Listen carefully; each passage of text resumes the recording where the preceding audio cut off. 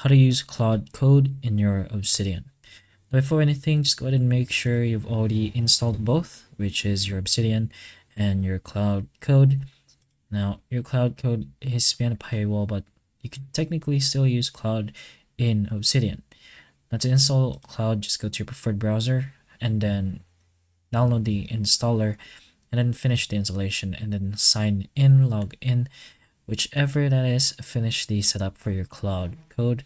And then in your Obsidian, one way you could technically use Claude is to make use of plugins.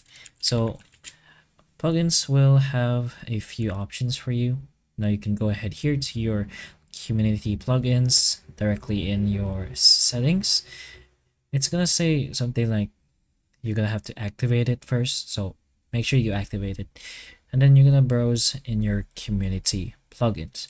We're just gonna go ahead and show an example for one type since there are a few. We're gonna go ahead and search for Claude, and you'll get these options, which is Claude Desktop. You have text generation based on tag suggestions using Claude.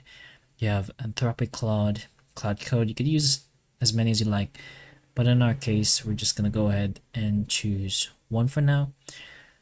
Now the MCP tools is not bad, but again, we're just gonna go ahead and show as an example. I'm gonna go ahead with CIO, which is probably one of the simplest ones.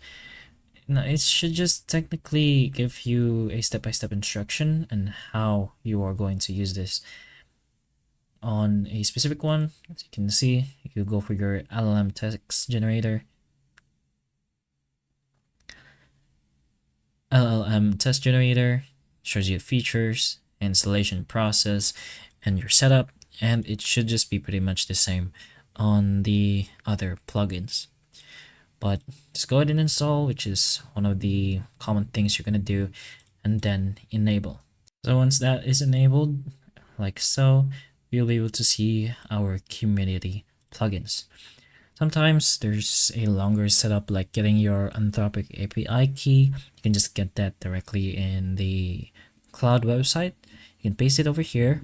You could change your provider if you'd like. So maybe you want an OpenAI compatible, so you don't have to use an Anthropic API key. Max token, since there should technically be a price. The model, maybe you want a older one, but of course you're going to choose the latest. And then the other toggles if you'd like, but that's pretty much it.